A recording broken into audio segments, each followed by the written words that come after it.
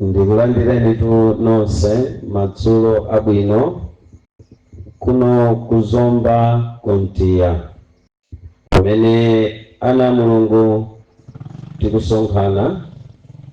Mulungu akalandire ulemu umenewu chifukwa cha mkumano wa lero la chinayi kupitiriza msonkhano umene tidawuyamba tsiku la Sande.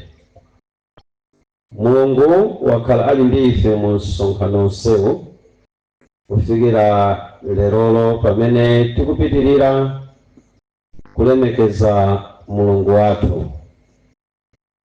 Ine ndikulandireni abale ndi alongo m'dzina la Yesu kuti ameni.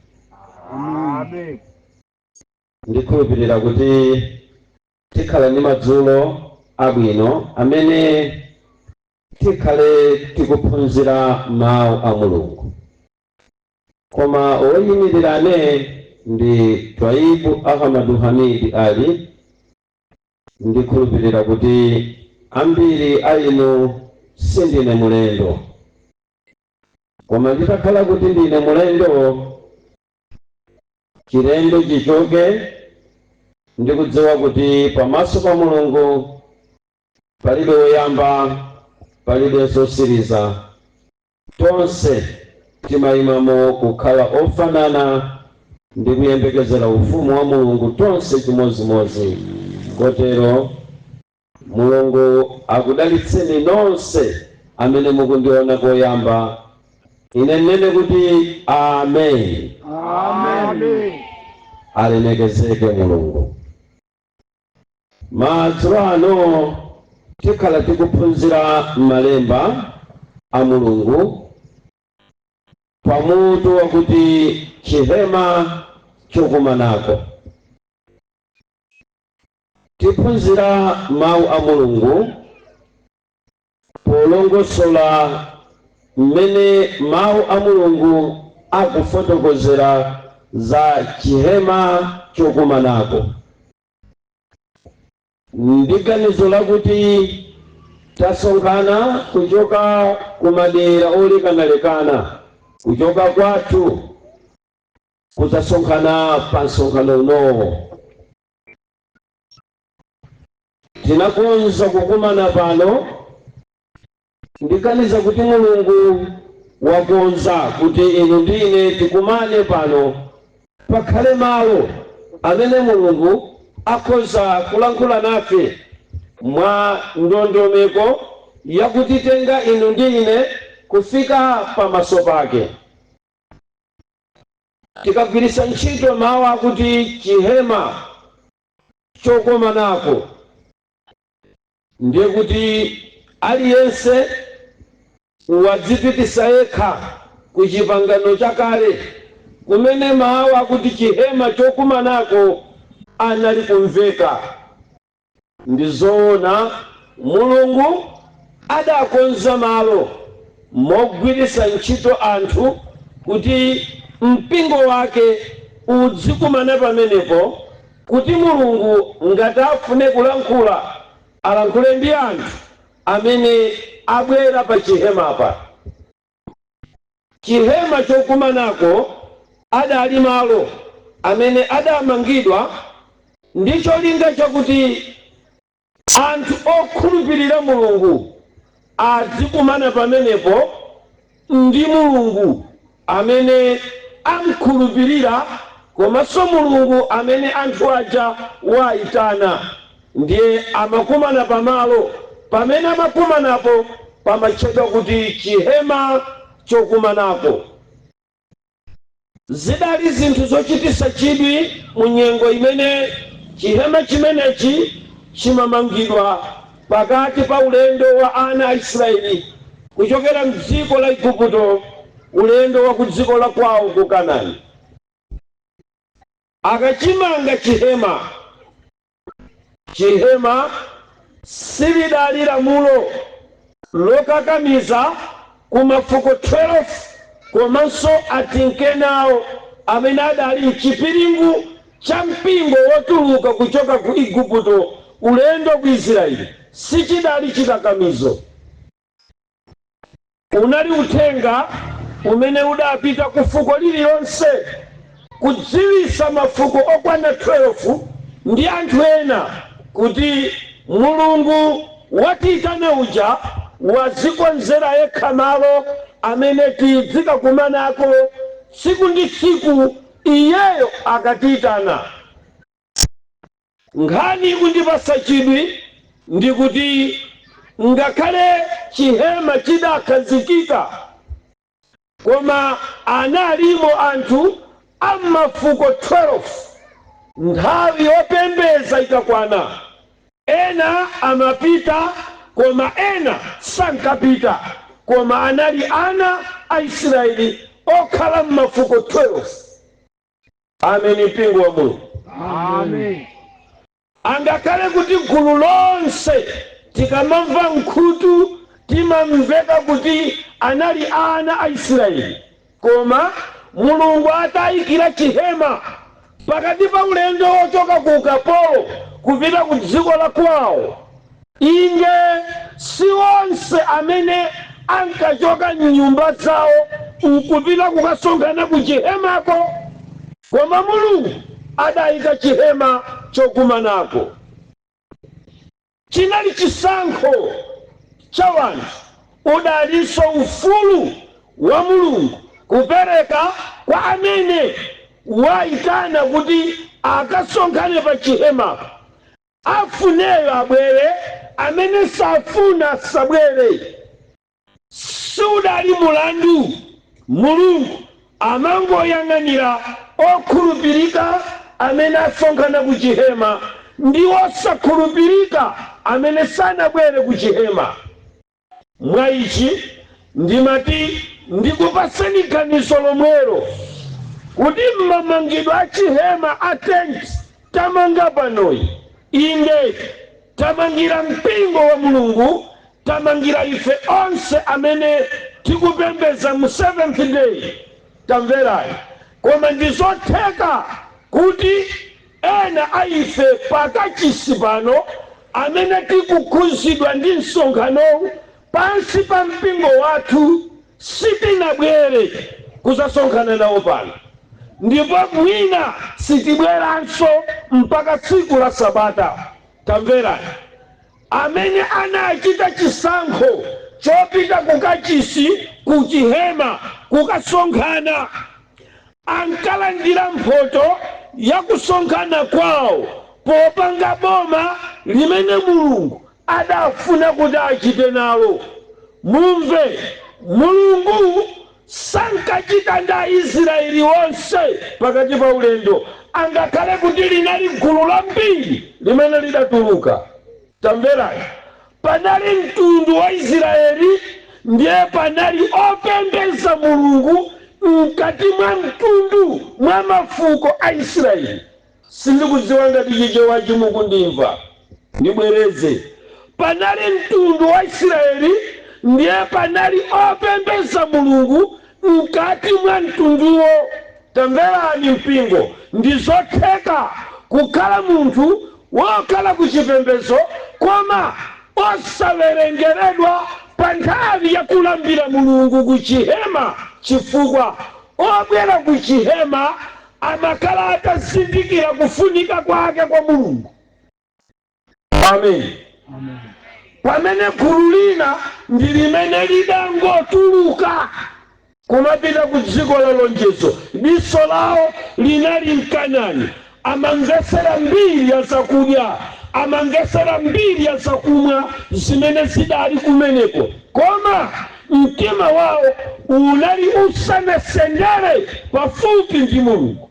Ndikuyitanani inu anthu nonse amene mudalembesa mayina anu ku chipembedzo, kaya ndichikuchitisa msonkhano, kaya nchimene mumapembeza si chino koma mukumva, dziwani kuti Mulungu sakudandaula ni koposera, amangofuna mtima wanu udzasonkhane ku chihema kuti alankhule nanu. Ameni pili. Amen. Mulungu akufuna amene mtima wawo usonkhane ku chihema, koma usiku uno ndikukupasani chidziwitso chakuti zilibe kanthu kuti nonse mungatchedwe a Seventh Day.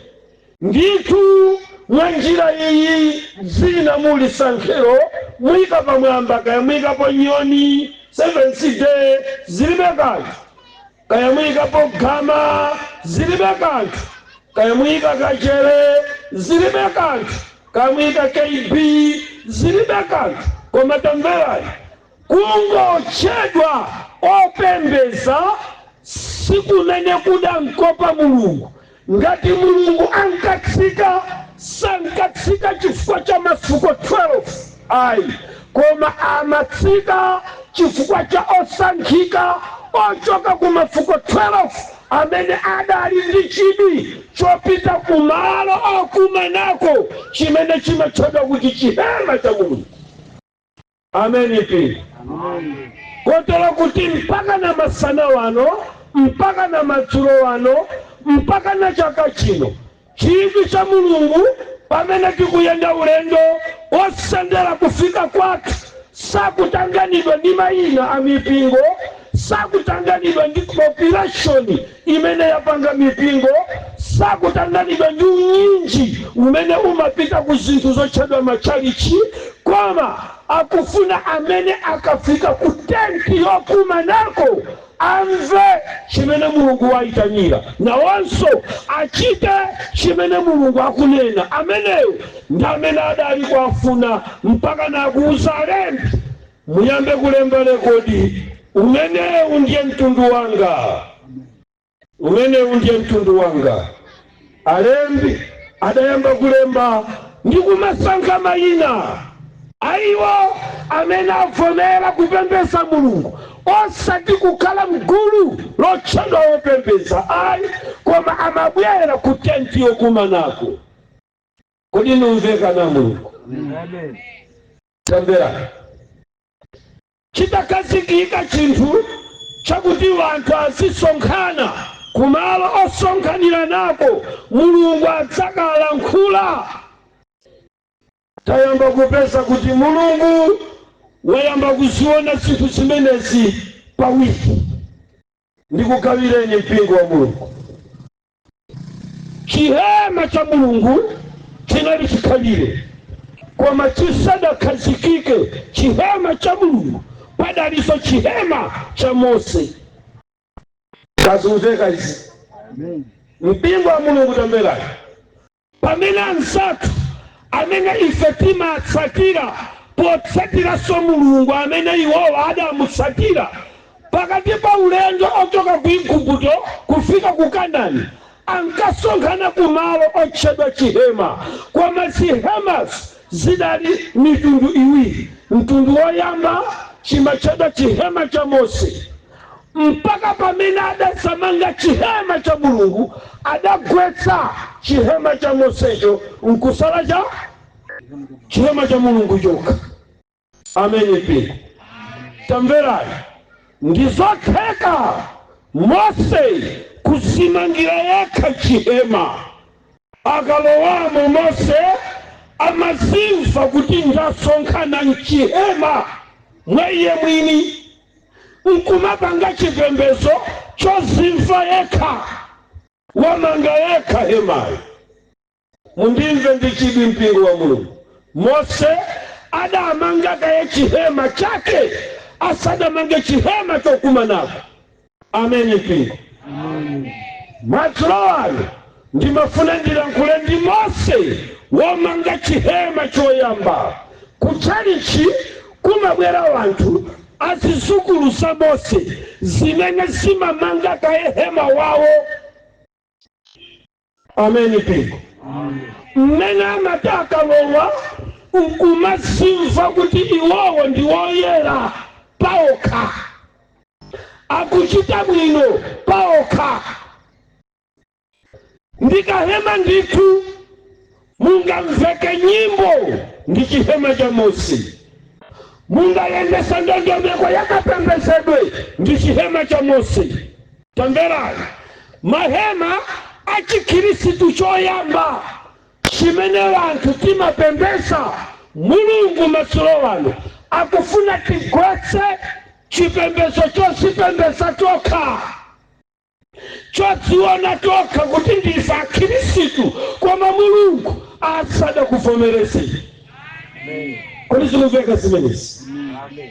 Weka ukavala kuchoka kunyumba kwako pakuti ndikupita kukachisi ukuzimva utaziyang'anira ndachena tu pano ndavala bwino tu pano uchidziwa kuti iweyo ndiwe hema wa Mose koma mukabwera pano mahema wano akwe tikufuna hema wa Mose akwe afale chihema chokumanako ndi Mulungu. Amen pia. Ana Mulungu tiyende kuwerenga malemba a Mulungu. Ndipempha amene ali ndi Baibulo pafupi kuti tiyambe kuwerenga buku la Genesis chapter number 4 verse number 20.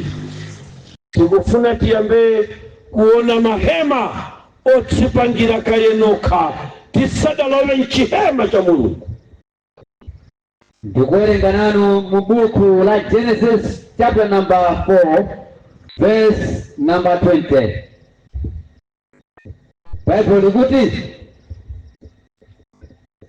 ndipo Ada anabala Yabala, iye ndiye atate wawo wa iwo okhala mahema akuweta ng'ombe. Verse 21. Tawerenganiso verse number 20. Verse number 20. Ndipo Ada anabala Yabala, iye ndiye atate wawo wa iwo okhala mahema akuweta ng'ombe. Tamverani, ndagwirisa ntchito za mawu akuti chihema chokumanako, koma Bible pano likufuna liyambe kutipasa mahema a wanthu. Choyamba tisadapeze hema waja wa Mulungu. Tamverani, panali mtundu akufotokoza monga mwa ndondomeko. Ndiakunena kuti pano pali Yabala ameneyu ndiye atate awo ana okhala mahema. Kodi zikumveka zi? Amen. Amenewa anali ndi khalidwe lomamanga mahema koma awanthu osati hema wa Mulungu. Ayi, ndizotheka mpingo wa Mulungu kukhala mchichalichi chomanga munthu inunso nkuchicha chihema koma hemayo ndi wa munthu. Amen mpingo.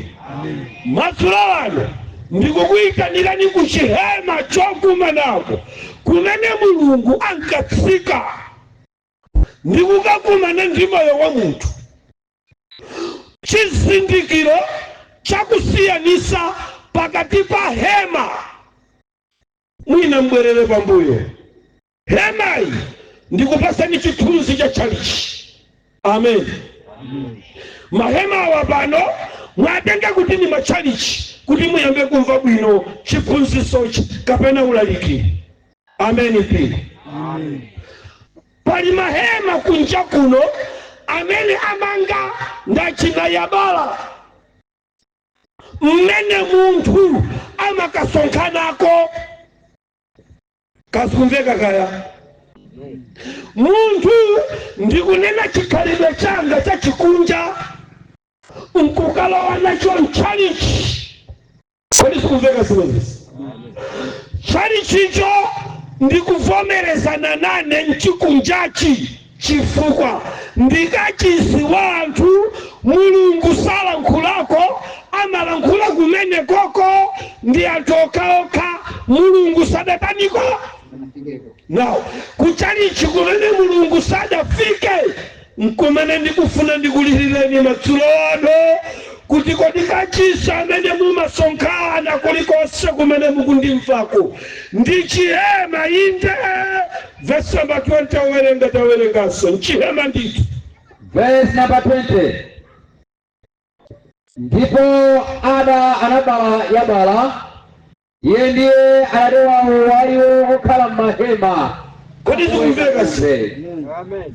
ada anabala yabala ndiye atate awo ayiwo akukhala mahema. Kodi kumveka Baibulo baba? Amen. Mpingo wa Mungu. Ndili ndi chisoni chifukwa mpaka na lero wantu sadachipesa challenge adakasongana kwa atate awo ada mahema ayabala kunene mulungu sataniko salakulako kachisi ana mulungu asamangola nkula muntu ekaeka mulungu asitaniko so atila nkula ndikufuna kunena chani mukachoka mnyumba zanu mukubera kuchihema chokumanako musimva kususulika musimva kulesedwa kusiyana pakati pakachisi wa ada ndi abala nkwakuti hule amakhala ngati hule ndipo sasusulidwa chifukwa kachisi chihema nchayabala. Kodi sikufika sisi? Mukampesa muntu wavala chikunja kwa mawalo wa kukachisi mmene afalira muntu kubala ndi mmene afalira so chalichi chimene mukusonkhana si chalichi chimenecho ndi chihema cha muntu. Chifukwa muntu akumva kukoma ni mimi yache, muntu akumva kukoma ni sotola kukamwezache, akumva kukoma ni chivaliro cha chikunja inde amapita kuchalichi koma si chalichi. Verse number 20 tukupesa kuti pali mahema omanga watu. Mmene muntu akapitamo umuntu wake umapesa ufulu. Kodi sikufika simenesi? Ineyo wakuba ndikakale kuchalichi kuba kwanga kukapesa ufulu kachisiyo ndiwo muntu. Kasikufika kaya. Mene ndinafalira zuwa kunaitikalabu ndi mene ndikafalira kuchalichi popa ndawo ndiresa kachisi ndiwa yabala wa muntu salesedwa muntu kuchita zofuna zache. Ameni. Kodi sikufika si? Chalichi chimenechi amitala amasokana momweyo, akumwa amasokana momweyo, achisambwere amasokana momweyo. Kodi sikumveka isi? Hakatangale amasokana momweyo. Lero ndikukuitanira niko kachisi wa chihema chokumanako kumene mulungu amalankhulako. Kodi sikumveka baba? Abainda bambo ndimafuna kuti tisatembenuse mpingo timatichana busa ili bachane utiaja. Kodi sikumveka sisi? Ndakuti pamene taima pano ndipantia fili angel 70 day. Kodi sikumveka sisi? Ana mulungu tamvera siku ino pantia pano tipasanduse hema wa yabala sakumva tumutu siku ino ayi chichitikecha ngati mulungu azisiya osalankhula nafe azingolankhula ndi munthu ekaeka umboni wake ndikupezeka kwa zinthu za chikunja zikupembeza nawo. Amen. Mukatsangwa aona atsogoleri abusa achechelda adikonesi akusekerera muntu atavala ngati akuchokera kunaitikalabu pa chalichi musangoziwa kuti hema uyu wayamba kusanduka wa muntu. Amen. Kodi ndikumveka simene sana Mungu. Amen. Amen. Mpingo wa Mungu. Amen. Tilimosi pa Genesis chapter number 9 verse number 2. Genesis chapter number 9 verse number 2. Kulepsa kwanu ndikuchitisa mantha kwanu kudzakhala pa zinyama zonse za m'dziko lapansi ndi pa zowuluka zonse za mlengalenga ndi pa zonse zokwawa pansi ndi pa nsomba zonse za munyanja. Aneneri akale adali ndi chithunzithunzi chakuopsa kwa Mulungu ndiakuti Mulungu tikumpembezai ndiopya. Ndakunena mawu kuopya kwanu Yehova kusayamba kupeseka pambalani samulengalenga. Kuopya kwanu kuzapeseka pasi nyama sakuchire. Tamverani pamene pali Yehova pamakala kuopya kwake. Mtima wa mutu ukasongana kukachisi wa Mulungu umanza kuopya kwa Mulungu. Kwama mukakala pamalopo nkumaona kuti palina chikumbumtima chikukutsusani za chikhalidwe cha chikunja. Musango tsiwa kuti ndakala pakachisi wombwambwana, pakachisi wosisira, pakachisi wopanda mphamvu. Chifukwa Bible kuti kuopya kwanu Yehova kusadayamba kuonekera pa wantu, kusayamba kuonekera pasi nyama. Ngati simawo pa Mulungu ndinuyo. Walemba buku la Masalimo akuti timuwape Yehova amene amaswesa nyama zakuchire sikwada swala potulutsa mwana. Lidakali mwamba momwemo mwana machoka pamenepo 4 meters 3 meters kutoko pansi ikamata 5-10 minutes mwana wayimilira. Kuopya kwa Yehova kumaonekera ngakhale pasi nyama sakumva mitu. Imawamba mvula zinyama zopanda nyumba makanda ang'ono ndikukhala pa chipalamba chakala hali desert kopanda ngakhale mtengo umene chinyama chingabisale.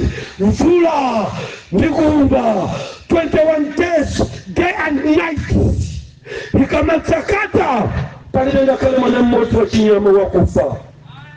Chifukwa chani kuopya kwanu Yehova kuyenera kuonekera pasi nyama. Ndili ndimanga chifukwa cha wopembeza Yehova amene amabwera pakachisi popanda mantha. Ndili ndimanga chifukwa cha wanthu amipingo amene asiya kuopa Yehova. Koma tikawerenga Genesis chapter number 9 verse number 2 akuti kuopya kwanu Yehova kukhale pasi nyama. Kone kumveka serious. Amen. Kone kumveka serious. Amen. Kale mtasiya osabwera ku church zinyama mama wasikaona kuwala kwa mpenda kucha zimakuwa kuti kwekwe zikuwapa Yehova ndikulemekeza Mulungu. Chifukwa kuwata kwa Yehova kumaonekera ngakhale pasi nyama. Ndizo adabwisa kwambiri kuti m'bado wa mapeto anthawi yapansipa wasiya kuopa Yehova ukuopa chalichi. Amen. Akayimva abusa nkhani imeneyi sikhala bwa ndiye kuyesesa uchimo nachita koma kusipesera defensive mechanism yakuti asichinjirize kuti uchimo usaonekere.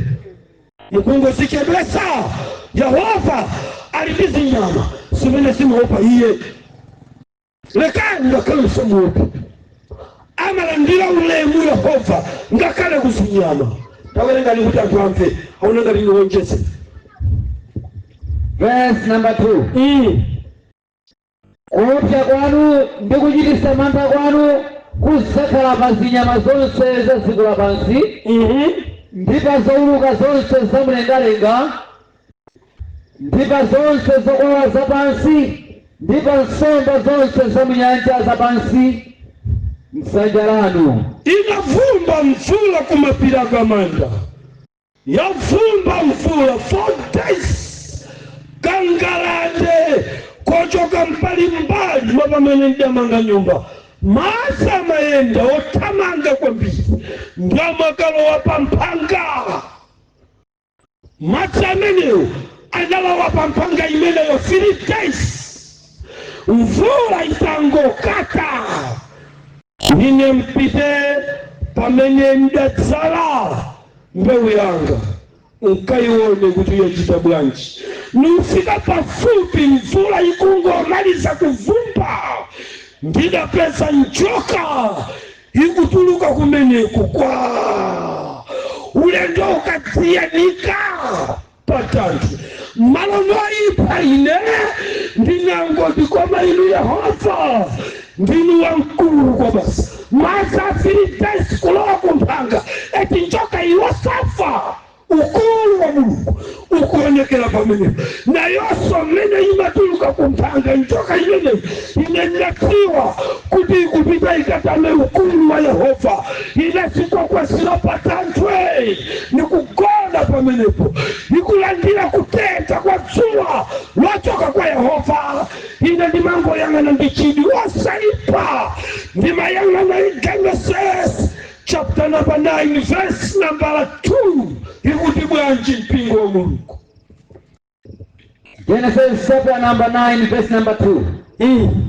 Kuocha kwanu ndikuchitisa mantha kwanu nyama zonse zikulowa pansi. Inde Yehova ndizo zowuluka zonse zamlengalenga. Inde ndipa zonse zokwawa zonse pa dziko lapansi. nachiona chokwawa ulemerero ndikuopsa kwa Yehova kukuonekera paso kwawo hana Mulungu ngati inuyo simauona ulemerero wa kuopsa kwa Yehova sokwawa Mulungu akuonesera pa ulemerero wake sowuluka Mulungu akuonesera pa ulemerero wake mubachedwa nchimo bachedwa na Mulungu.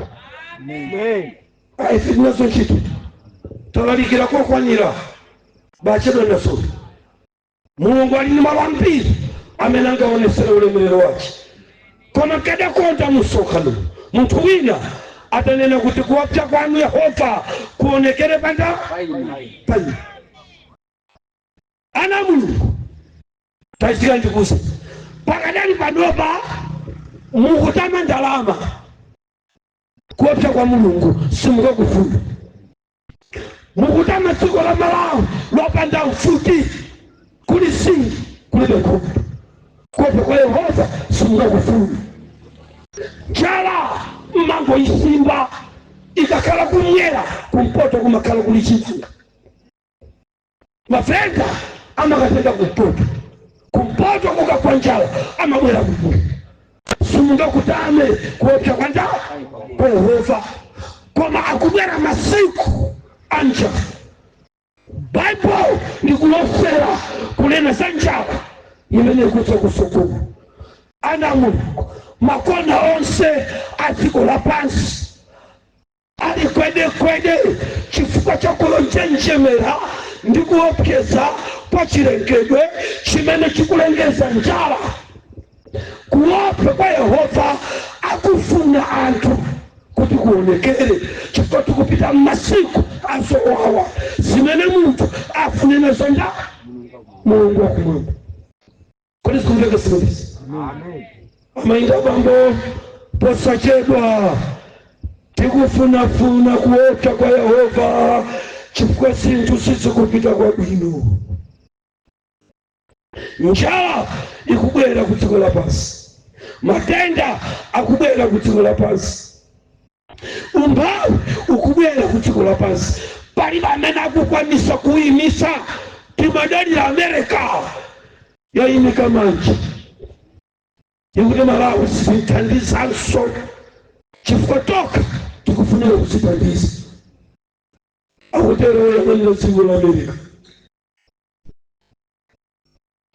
anakumana ndi akaswiri oyang'anira sachakurya WFP akwausa kuti ndalama zimene timakupasana musichitanesho izipita yambiri kumene kumachoka chithandizo mwa njira ina Amerika ndi dona wamkulu ku WFP ndi amakambirana ndi WFP chulo kuti chakudya muyang'aneka ya Amerika chifukwa amene timapeleka ndalama zacha sambiri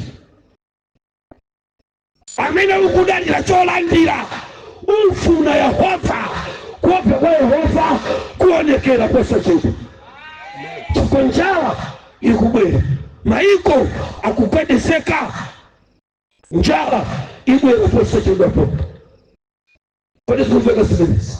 Amen. tikulakula za kuopya kwa Yehova kumene kumaonekera pachaka pasinyama. Kodi inunso masuwa simungakufunefune kuopya kumene kwa Yehova sakumvabe munthu. Ndikulakula za mahema awiri, hema la munthu ndi hema la Yehova. 19 verse number 2 Genesis.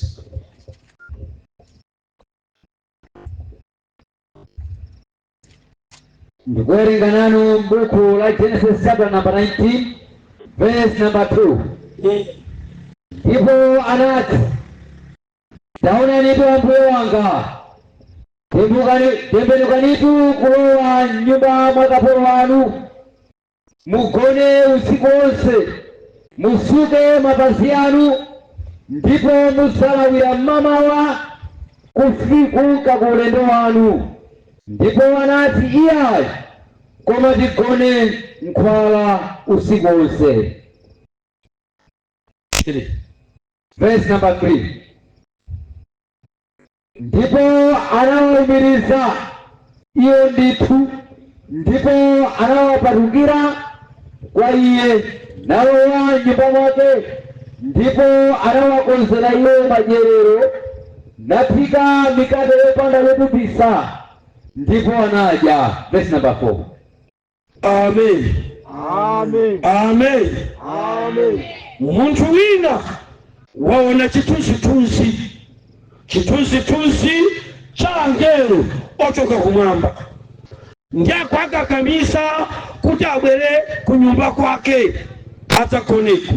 Tamvera, pena paliponse pamene mukusonkhana chifukwa cha chifuniro cha Mulungu, kupezeka kwa Mulungu kumafunika kukhale pakati pathu.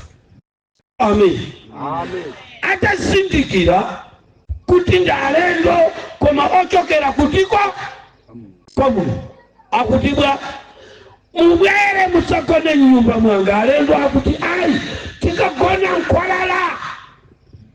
Akuti zisapheke mukone kuja nyumba mwanga.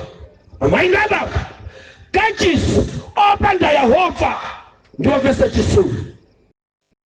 Masanawa mumpesa Yesu alinkolala, anthu taitana zokhumba za moyo wake ndi zimene zili kunyumba kwake. Yesu ulibeko. Taitana maengerero anthu akayuleneyi toka osafuna kuchita ndi Yesu. Ndikupempheni mpingo wa Mulungu, nthawi uyitane mbuye wanga Yesu Kristu akhale nanu, chifukwa kumene tikulawera ndekha sindingathe kuyenda, nokha simutha kuyenda. Tipera njira ndi Yesu yekha akakugwira pasanja, ndi amene angakufikitse pa makombe odala, pamene tikalandire mphoto yakufunafuna Mulungu kwa inu. Koma kupanda pamenepo tili chabe mpingo wa Mulungu. Kodi sikumveka na Mulungu? Amen. Genesis chapter number 9 verse number 27. Genesis chapter number 9 verse 27. Mulungu akuze Yafeti akhale iye mahema a Semu, Kanani akhale kapolo wake. Verse number 28. Mutamanga abusa bwererani sakumva chichewa. Verse 27. Mulungu akuze Yafeti. Ikira amene Bible likuti Mulungu ankuze nda Yafeti. Amen mpingo. Amen. Kodi sikumveka sinema? Amen. Sakunena kuti kunchito andikuze, sakunena kuti amfumu andikweze, sakunena kuti makobira andikweze, mpingo undikweze, Malawi ndikweze. Ayi, akuti koma Yehova ankweze nda Yafeti. Kodi mulipo usiku amene munayesa kukwezedwa ndi amuna anu, koma mukupezeka beperewera pa Mulungu? hamuna anu anakukwesani kwa mbizi simukumvaye amanena kuti amayi ngakale madzi ochapira mkamwa amapempha kwa inuyo kukukuzani kwa mbizi ndiwofunika kwa mbizi koma mukumvabe kuperewera musakutire ndikukwezedwa ndimi koma mufule Mulungu akutani akukweza kodi sikumveka sinezi mabanja amene amalandira kukweza kochoka kwa Yehova amakhala ndi chiyembekezo cha moyo kumene uli kudza pakuti ngakhale mbanja limene umphawi ukafuta koma ngati wakweza ali Yehova amakhala ndi chiyembekezo cha moyo kumene uli kudza sakumva munthu angakhale atakukwezani na president a dziko limene musakondwere chifukwa kukwezedwa kwachoka ku dziko lapansi kumatera pa 6 feet deep pamanja. Amen. Simakhala kuti sathera pamene kodi sikumveka sinezi. Amen. Kodi ndili limodzi. Amen. Amen. Chifukwa ndikukwezedwa pa dziko lacha kumatera pacha adala mwenzi Duncan Manken Chikawa simukumva mtu adalamulirapo asilikali nkhondo dziko lonse la Malawi tsiku lina anagona ndinaziona mfuti zikuthera pamanja mabomba akuthera pamanja sailutu akuthera pamanja ndinali ndi chidwi kuyang'anisisa pamene panagona msanga Manken Duncan Chikawa asilikali adakwera makasinja atalowa pa 6 feet deep kanyo sausa makira analata mkweza kumwika pa ukomanda wa kukwepisi ukakwezela ndi mutu umatela pamanda. Amen. Ndikakanisa kuti kasinja wina asanya kwa mwekulu kulondela Manken Chikawa koma ai wachipongwe wayendesa kalimoto za serikali anaitana serikali akwere matata akwere mukalimoto za pamwamba sikuliza uleta kumpanta ndinasuzumila kumanta Chikawa aliyeka ulemu watikola pasi umatela pamata.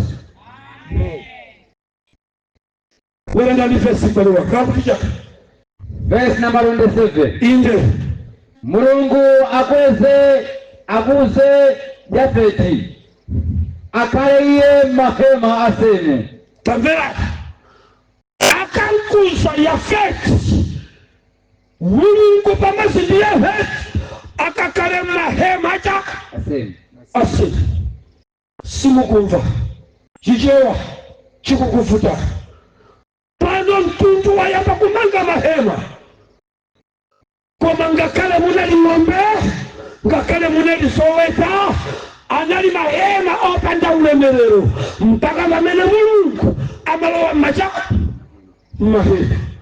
Kodi zikumveka simwezi? Amen. Ine mundilole masiro wanu ana Mulungu ndikuitanyireni Mulungu atapeseka pa hema wanu. Hema uyu ndi hema wa mkati mwa moyo wanu. Kodi muli Mulungu mmene muhema mene pakuti amene ndikuwaona ndi zitupa za chachikulu zili ndwe koma Mulungu sindikumuona. Amen.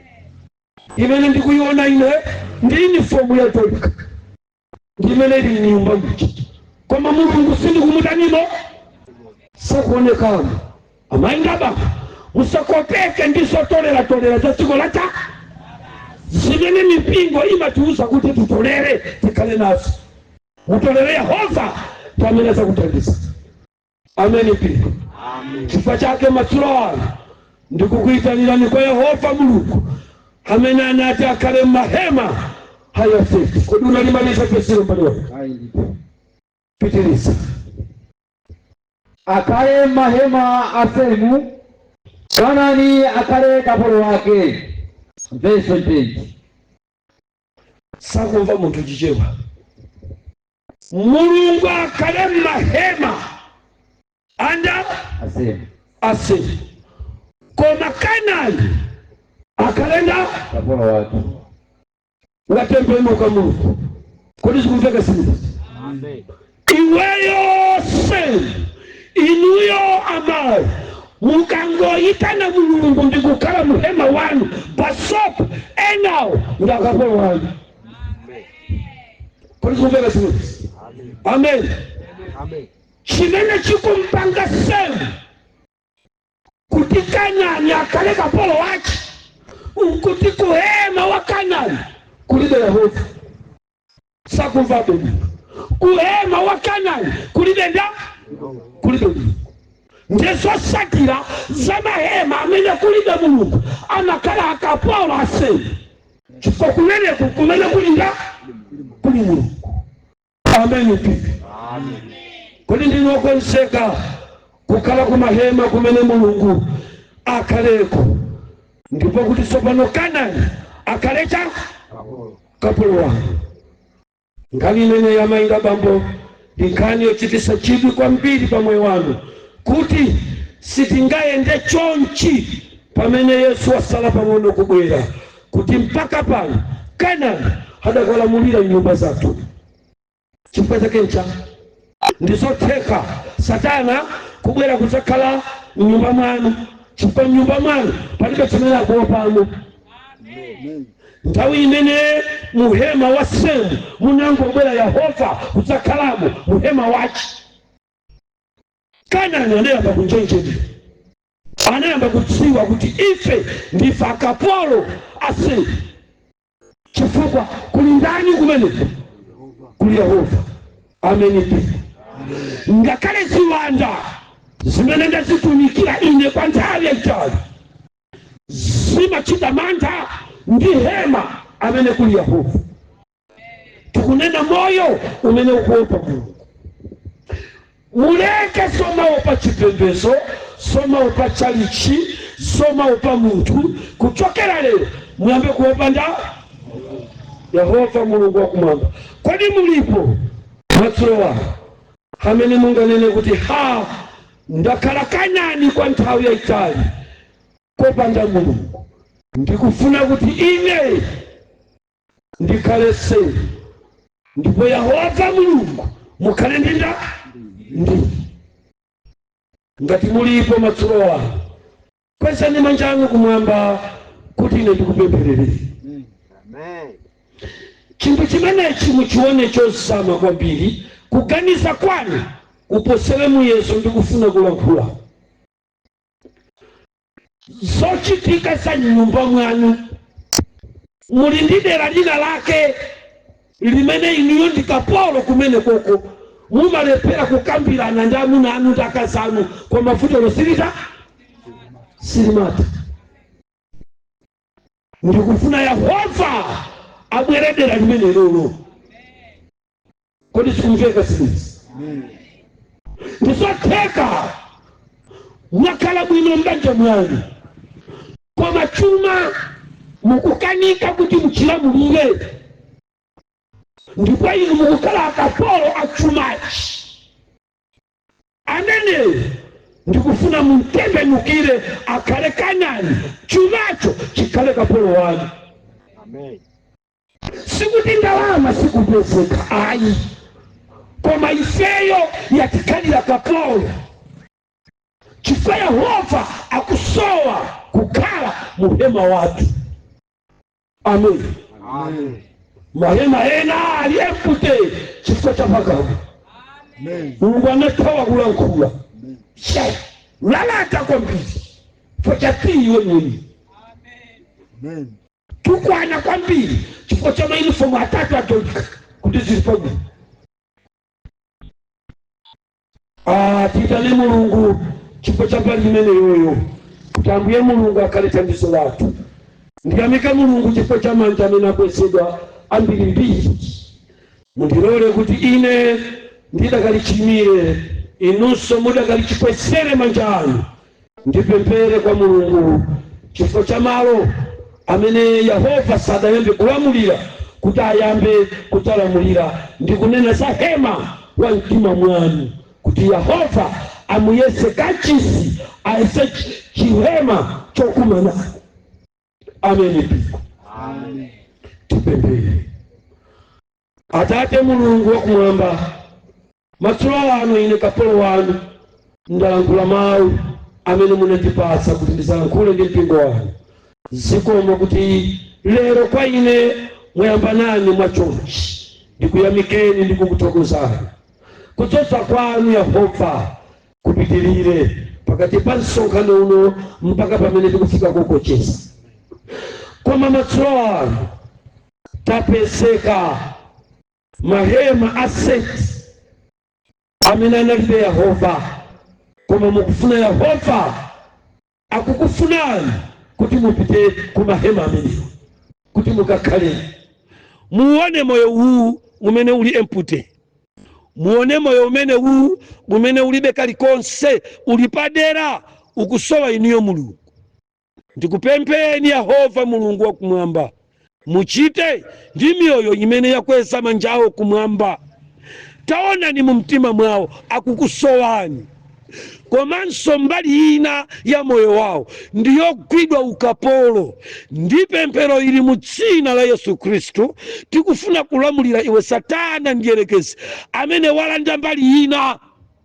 Hema ameneyi tikufuna Yehova akhalemo, iweyo utulukemo mu dzina la Yesu Khristu. Ndi chifukwa chake ndikupereka mitimayi mdzanja lanu, muchite nayo Yehova. Inu Mulungu wodzala ndi chifundo, mutichitire chifundo pa msonkhano uno pamene tikuyembekezera kulandira za kwa inuyo. Tikufuna pamene mukumaliza nafe mukhalire tu Mulungu weni olamulira mahema athu onse mwapadera. Yehova, pemphero limeneli likhuze kachisi uno wa mtiya. Tikufuna chikhale chihema cha inu osati cha Mose, chimene Mulungu musipezekapo, ndipo mutsikumana ndi anthu amene abwera ndi zosowa zawo. Kumana nawoni amene akudwala matsulo anu, mukumane nawo aumphawi, mukumane nawo osakazika ndi maganizo, mukumane nawo ofufutika m'maganizo, othedwa mukumane nawo. Mbeta musaziwale mukumane nazonso. Ndinu Mulungu amene mumachita zotheka nthawi zonse, ndipo ngakhale zimene zakanika ndi anthu zimatheka ndi inuyo. Ndikukuyitanani Yehova, muveke ndi kupezeka m'mahema awo amene ali pano. Konse kumene mawu athu akufika, mumukhuze munthu ameneyo ndi mtima wonse, ndipo Mulungu muchite nawo mwapaderadera, chifukwa inu ndinu Mulungu wakumwambamwamba amene muli ndi ulamuliro waukulu komanso mphamvu. Fikirani mitima ya opumphuthika amene akusowa mtendere chifukwa cha uchimo. Inu mukulonjeza kuti musakhala hema ndi mkati mwa hema zawo, mukalemekezeke. Asankheni amenewo amene akufuna inuyo, kuti inuyo mukhale mkati mwawo, chifukwa cha dzina la mwana wanu Yesu Khristu. Ndi ulemerero upite kwa inu Mulungu wokhala mwamba. Amen. Amen.